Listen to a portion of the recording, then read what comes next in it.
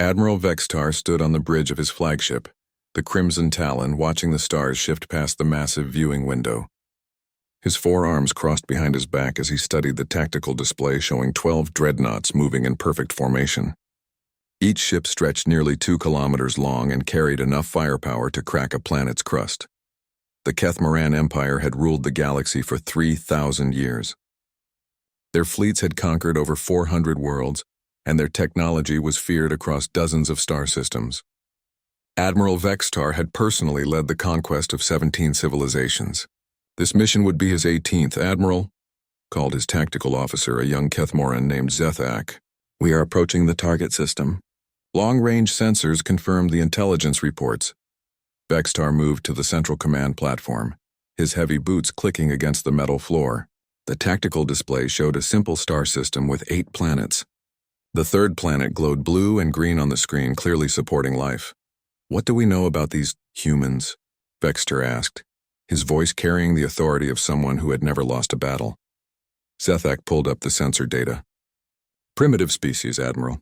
They have basic radio communications and simple chemical rockets. Our scouts detected some orbital stations around their homeworld, but nothing that poses any threat to our forces. The Admiral's mandibles clicked in amusement. Chemical rockets. These humans were barely out of their Stone Age compared to Kethmaran technology. His ships used quantum drives that could fold space itself. His weapons could destroy a moon with a single shot. Population? He asked. Approximately 8 billion on the main world, Admiral. Several smaller colonies on nearby planets and moons, but the numbers are insignificant. Vexar nodded. 8 billion was a decent number for slave labor, assuming half survived the conquest. The Empire always needed workers for the mining operations in the outer systems. Sir, interrupted the communications officer, we're receiving a transmission from the edge of the system. It appears to be an automated beacon. Put it through, Vexar ordered. The bridge speakers crackled to life. A mechanical voice spoke in perfect Kethmoran, followed by several other languages that the translation computers immediately recognized. Warning. This system is under the protection of the Terran Defense Initiative. Any hostile approach will be met with appropriate force. Please adjust your course to avoid this system. Safe passage routes are available. Turn back now. The message repeated in a dozen different languages, including some that the Kethmoran computers had never encountered before. Along with the audio message came star charts showing routes around the human system. The bridge fell silent for a moment.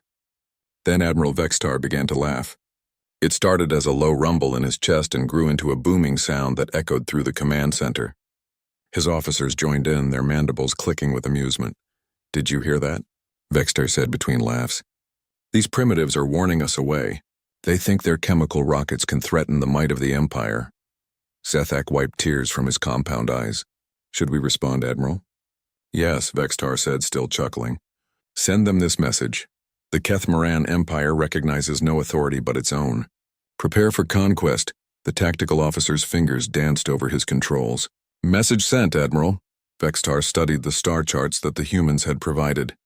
They showed detailed routes around their system, carefully plotted to avoid what they called defense perimeters.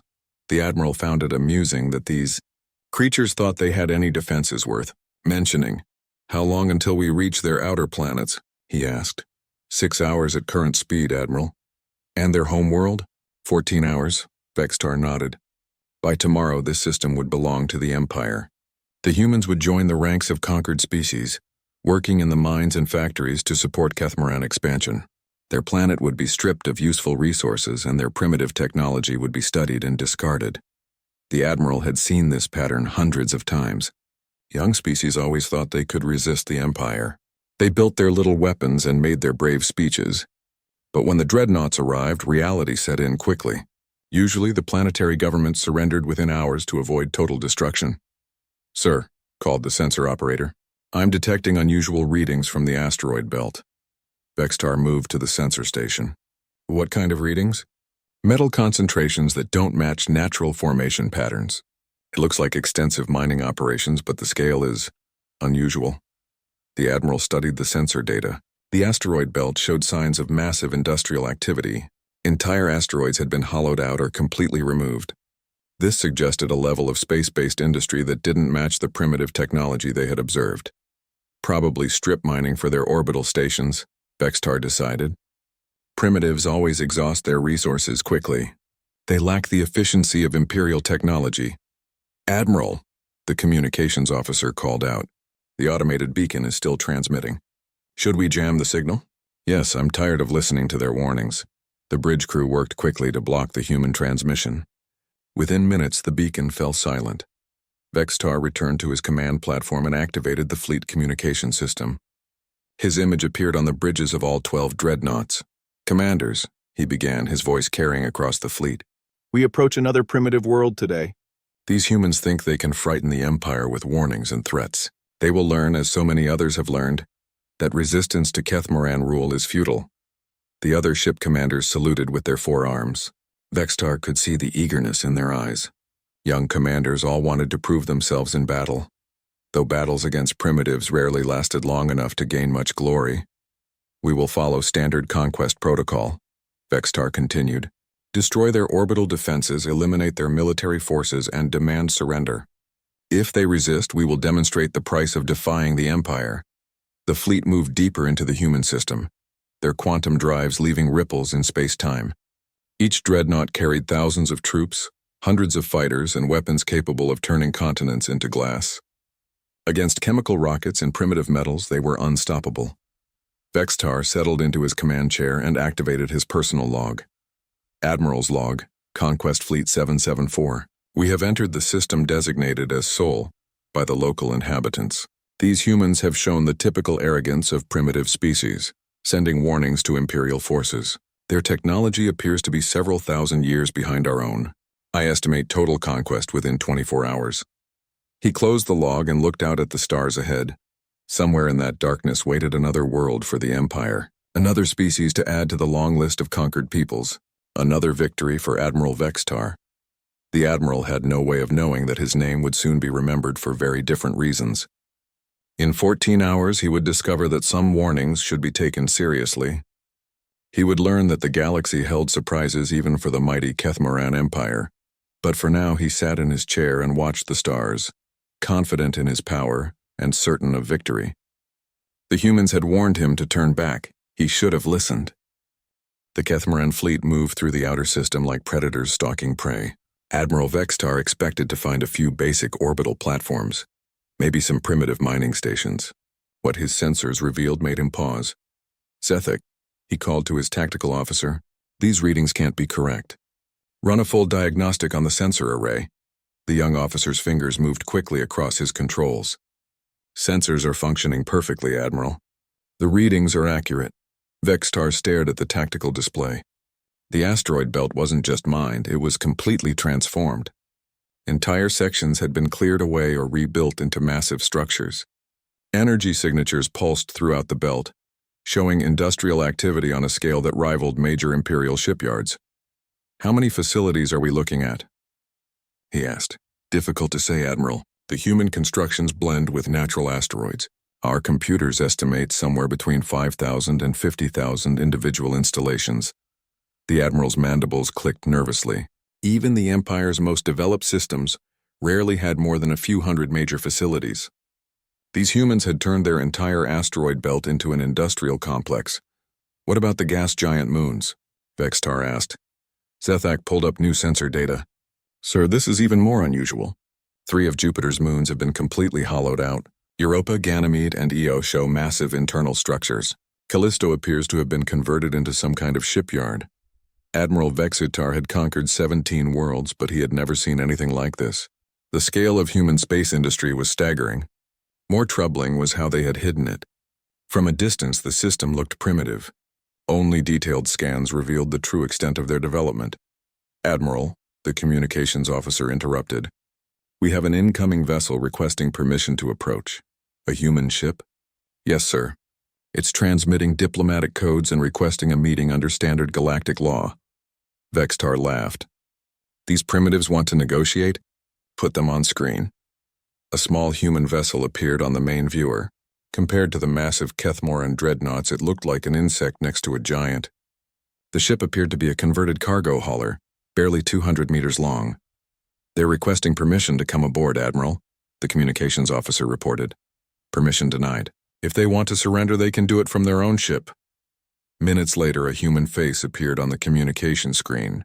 The creature looked fragile, with soft skin and small eyes. Admiral Vexar had seen thousands of alien species, but humans seemed particularly weak and vulnerable. "I am Captain Sarah Chen of the Terran Diplomatic Corps," the human said. Her voice was calm and steady.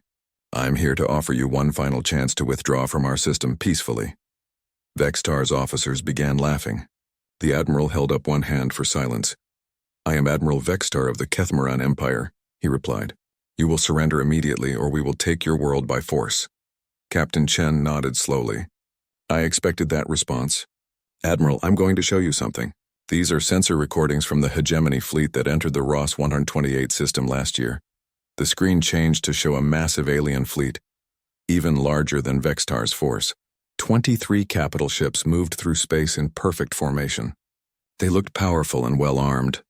"The hegemony ignored our warnings just like you," Chen continued. "Here's what happened to them." The recording jumped forward. Where the mighty fleet had been, only debris remained. Twisted metal and burned hulks floated in the darkness. A few escape pods drifted among the wreckage. "This is propaganda," Vexar said, but his voice carried less certainty than before.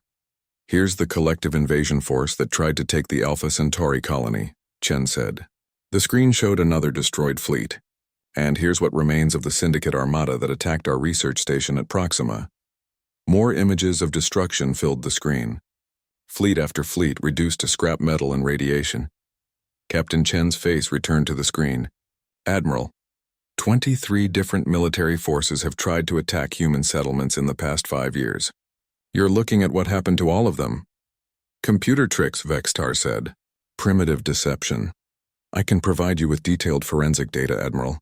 DNA samples from the crews, metallurgical analysis of the wreckage, even the personal logs of surviving commanders.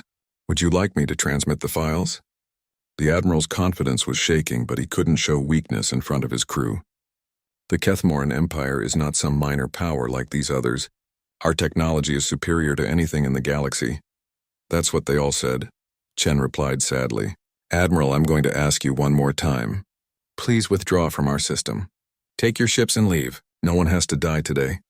Vexar looked around his bridge. His officers watched him carefully, waiting for orders. The reputation of the Empire was at stake. If word spread that humans had frightened away an Imperial fleet with pictures and stories, other species might think the Empire was weak. "Captain Chen," he said, his voice cold and formal, "the Kethmaran Empire does not retreat. We do not negotiate with primitives. You have 1 minute to surrender unconditionally, or we will destroy your ship and proceed with the conquest of your world."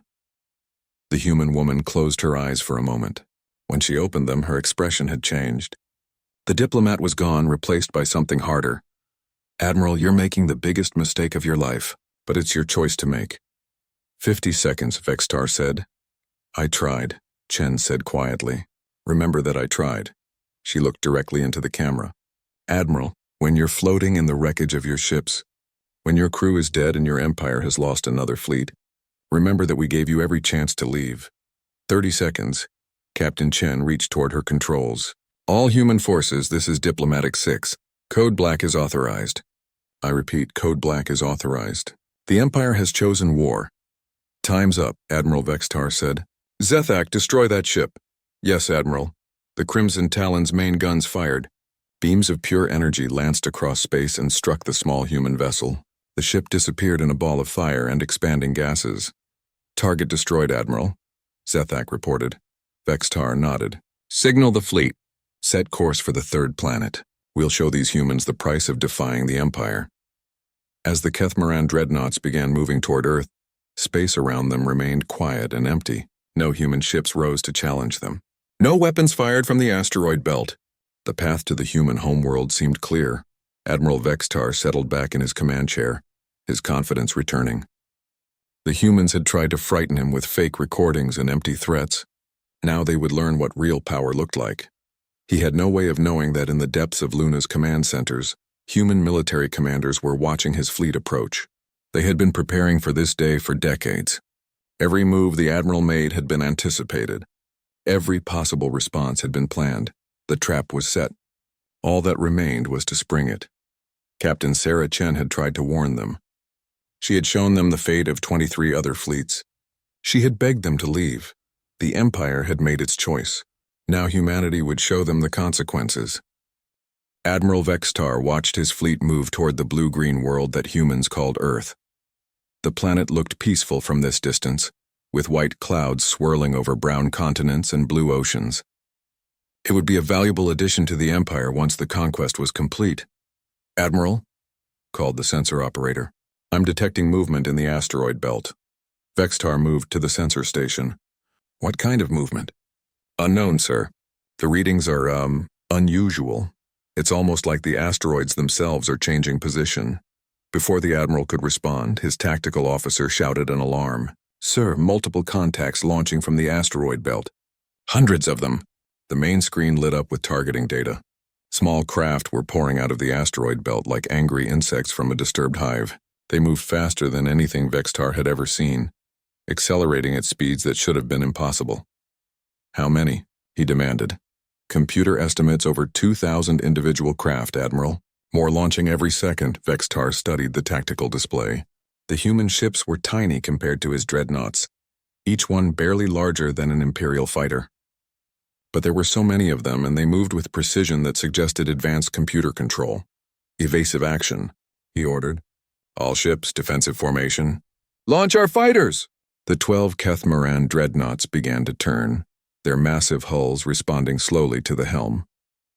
Each ship launched its complement of fighters, sleek craft designed for space superiority. The human attack began without warning. Streams of projectiles shot out from the tiny human craft moving at incredible speed. They weren't energy weapons like the Empire used, but simple chunks of metal accelerated to enormous velocity. The first impacts came as a shock. Kinetic rounds slammed into the leading dreadnought's shields, and instead of being absorbed harmlessly, they punched straight through.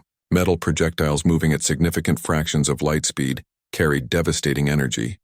"Shields are failing on the Blade of Conquest," reported the communications officer. "They're requesting immediate support." Admiral Vexar couldn't believe what he was seeing. The humans were using primitive kinetic weapons, essentially throwing rocks, but they were throwing them so fast that they hit like antimatter bombs. "Return fire," he ordered. "All ships engage the enemy." The Imperial fleet opened up with their energy weapons. Beams of coherent light and particle streams reached out toward the human fighters. But the small craft moved like nothing Vexar had ever encountered. They twisted and turned through three-dimensional space, changing direction in ways that should have crushed their pilots. "How are they pulling those maneuvers?" Zethek asked, his voice tight with stress. "No biological pilot could survive those acceleration forces," replied the sensor operator. "Those ships must be unmanned." The revelation hit Admiral Vexar like a physical blow. The humans weren't risking their lives in these fighters. They were controlling them remotely, probably from deep underground bunkers on their homeworld or hidden bases throughout the system. This changed everything. Imperial tactics relied on the fact that enemy pilots had to survive their own maneuvers. Biological limits meant that even the most advanced fighters couldn't exceed certain acceleration thresholds. But these human drones had no such restrictions. A second wave of kinetic rounds struck the fleet. The Blade of Conquest shuddered under the impact, its armor cracking along several hull sections. Warning lights flashed across Vexar's own bridge as debris from the damaged ship struck the Crimson Talon. "Admiral," called the tactical officer. "The humans are using the gravity well." Vexar looked at the tactical display in horror. The human fighters weren't just attacking randomly. They were herding the Imperial fleet toward Jupiter's gravity well, using the giant planet's pull to increase the velocity of their kinetic weapons even further. Helm. Full power. "Get us away from that planet!" But it was too late. The human attack pattern had been carefully planned. Every escape route was covered by swarms of drone fighters. When the Imperial ships tried to break away from Jupiter, they found themselves flying into carefully prepared kill zones. The space around the fleet erupted with explosions. What Vexar had taken for empty space was revealed to be full of hidden weapons platforms. Asteroids that had looked natural opened up to reveal massive railguns. Structures that had seemed like mining equipment turned out to be missile launchers. "It's a trap," Zethek shouted unnecessarily.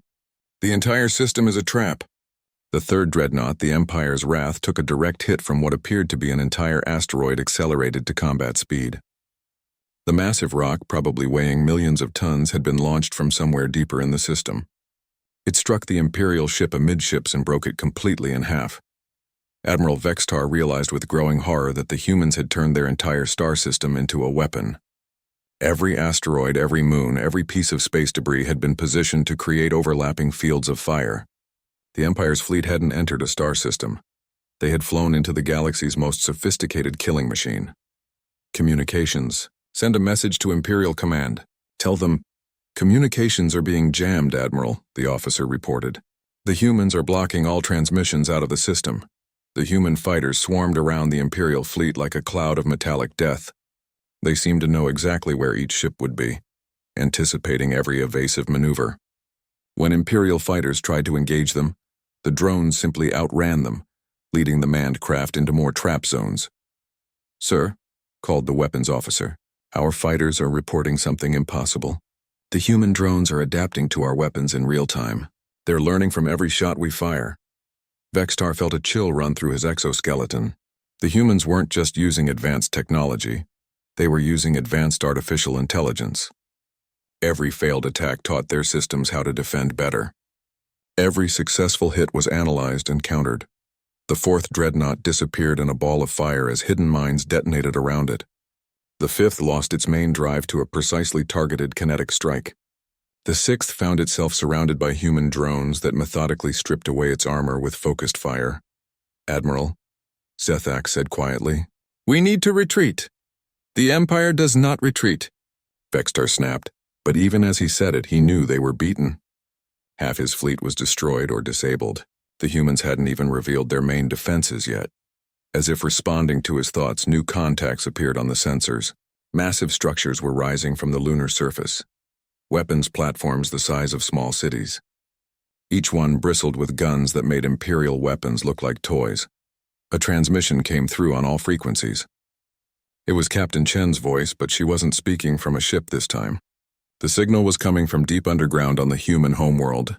"Admiral Vexar," she said calmly, "you're now experiencing what 23 other invasion fleets have experienced.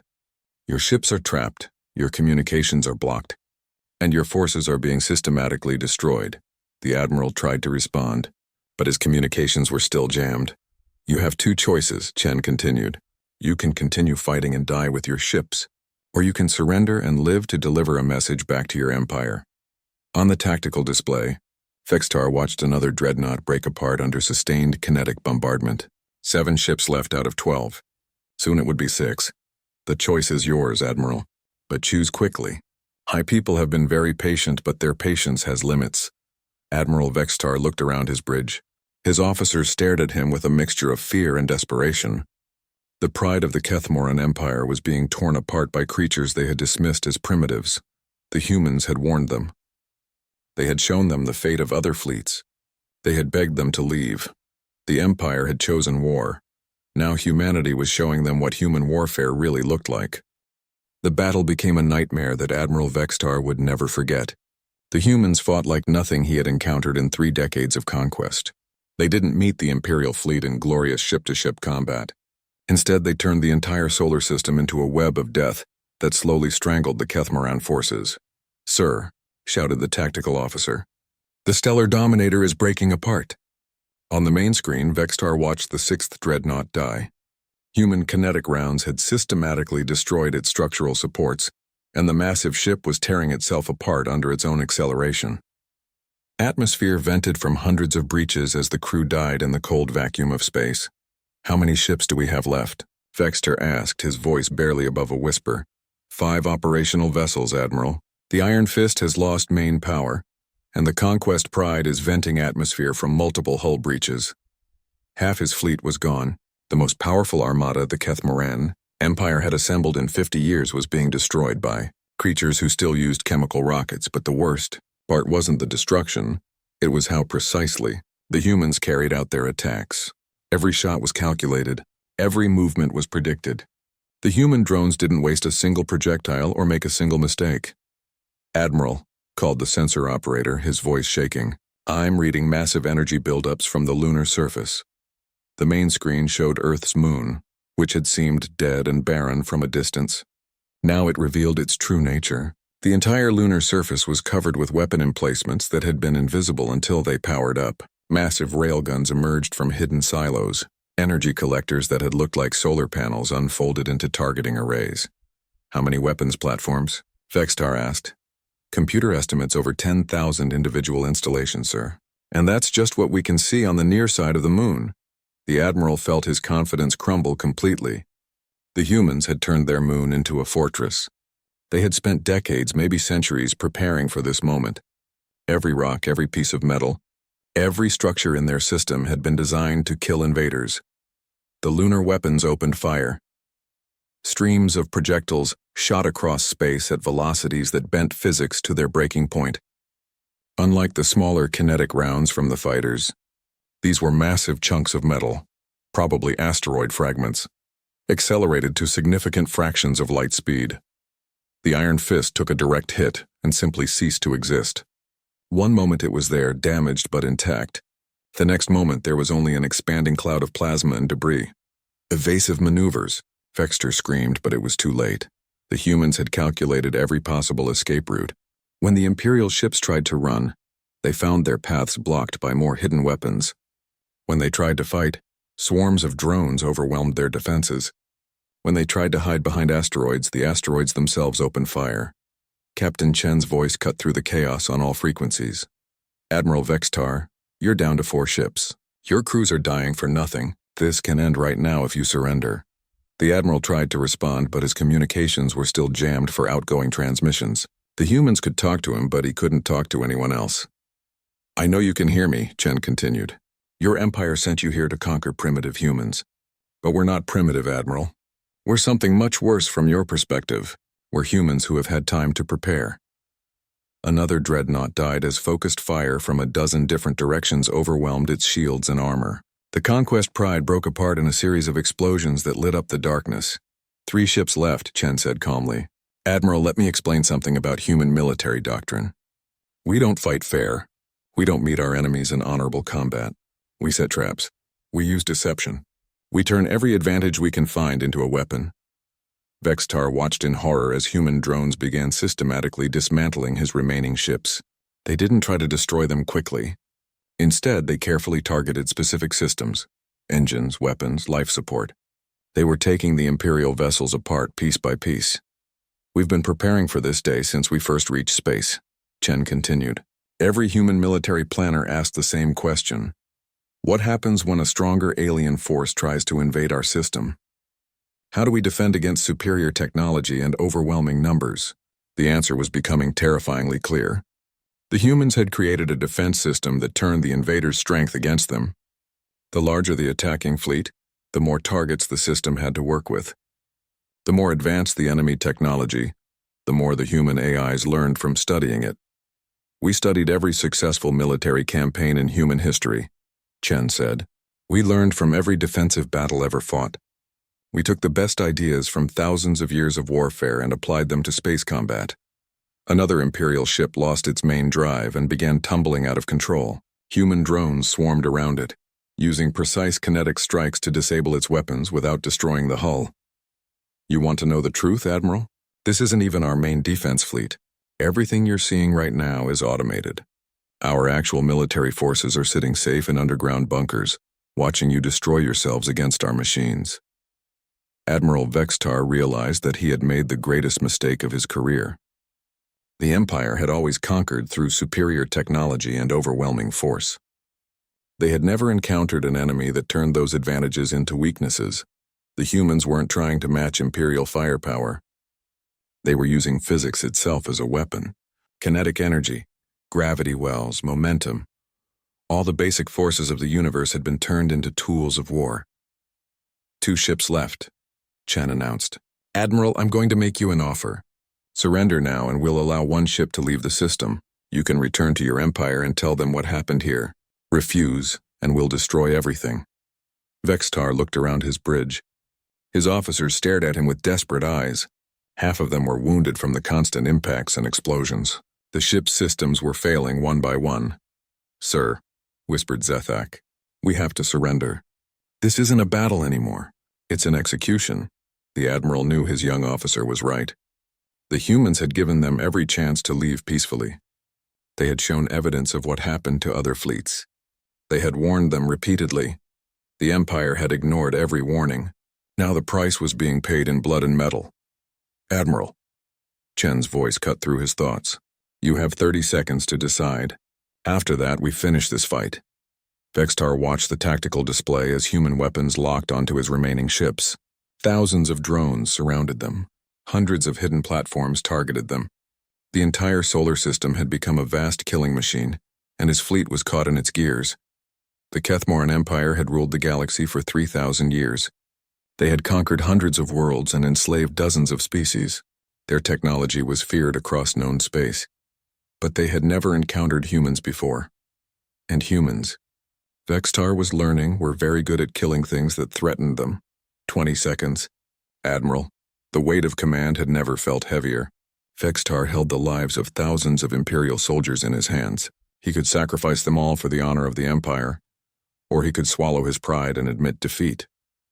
10 seconds. Admiral Vexar made his choice. 3 months later, a single escape pod drifted into Kethmoran space. The pod's hull was scarred and blackened, its systems running on emergency power. Inside, Admiral Vexar sat alone in the darkness, staring at nothing. The Imperial patrol ship that found him almost didn't recognize what was left of the once proud commander. Vexar's exoskeleton was cracked and partially healed. His left arm hung useless at his side. But the worst damage wasn't physical, it was in his eyes. They held the hollow stare of someone who had seen the impossible. Within hours, Vexar found himself standing before the high command of the Kethmoran Empire. The massive chamber was filled with the Empire's most powerful leaders, all waiting to hear his report. Grand Admiral Kethis, the supreme military commander, sat on the central throne with his forearms crossed in displeasure. Admiral Vexar, Kethis began, his voice echoing through the chamber. You departed 3 months ago with 12 dreadnoughts and 20,000 troops. You return alone in an escape pod. Explain. Vexar straightened as much as his damaged body would allow. Grand Admiral Conquest Fleet 774 encountered unexpected resistance in the Sol system. The humans possessed defensive capabilities far beyond our intelligence estimates. Humans? Kethis clicked his mandibles in disbelief.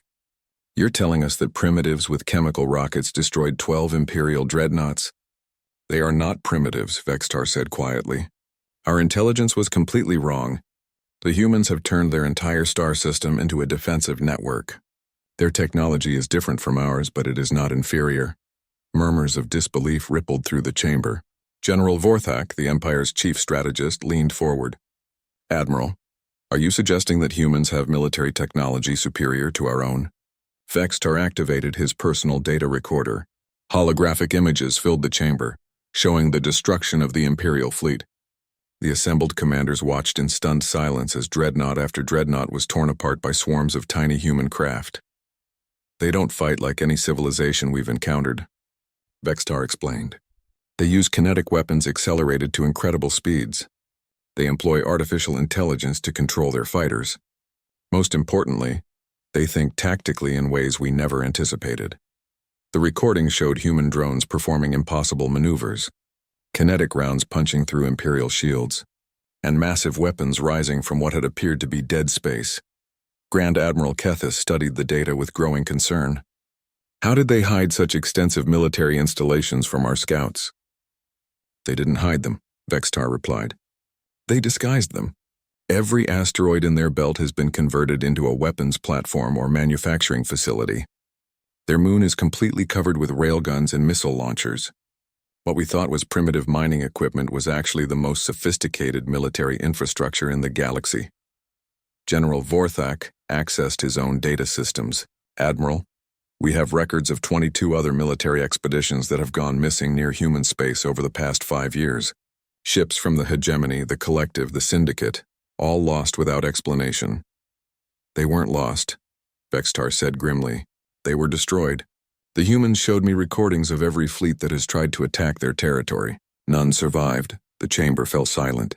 The implications were staggering. The galaxy's major powers had been unconsciously avoiding human space, attributing missing fleets to navigation errors or mechanical failures.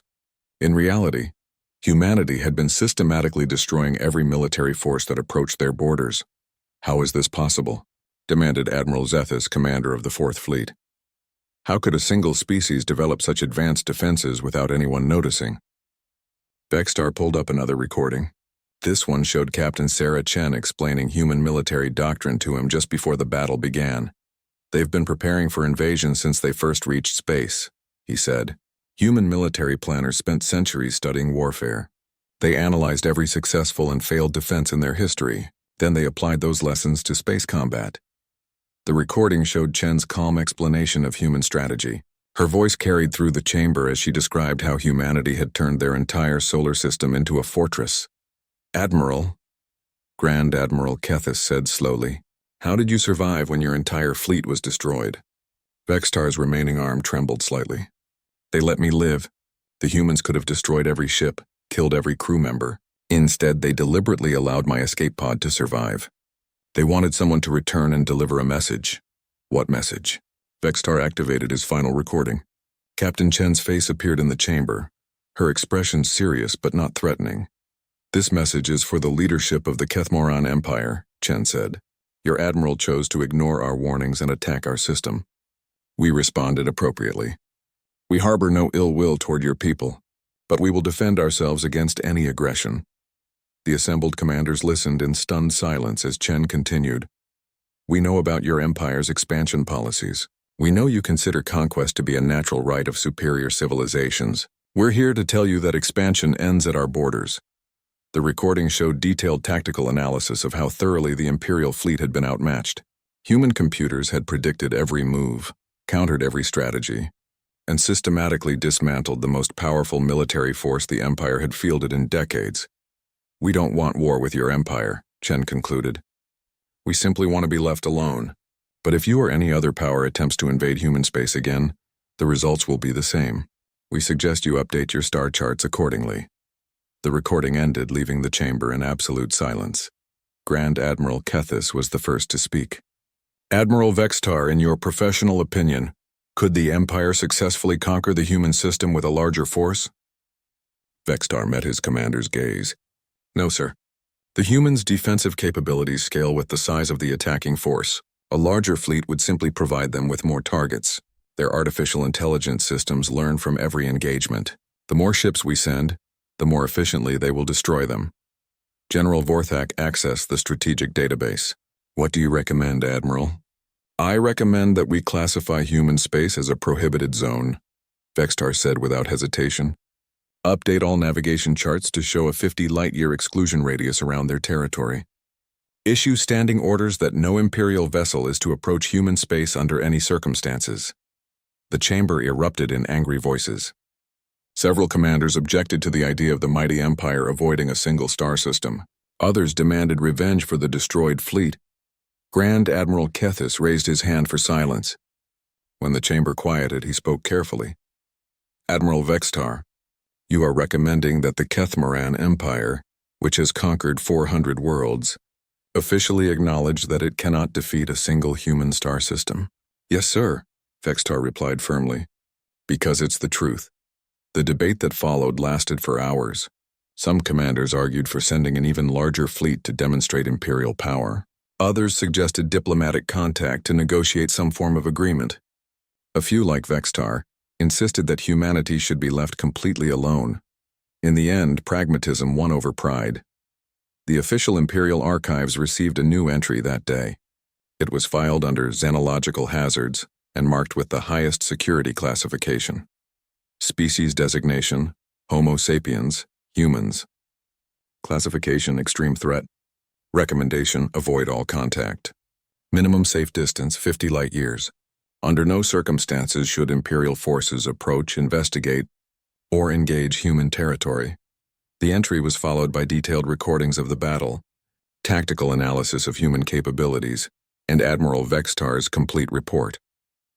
At the bottom of the file, a single note was added by Grand Admiral Kethis himself. The humans gave us every opportunity to leave in peace. We chose war instead. The responsibility for this defeat rests with the Empire's arrogance, not with any failure of courage or skill by our forces. Let this serve as a reminder that the galaxy holds surprises, even for the mighty Kethmaran Empire.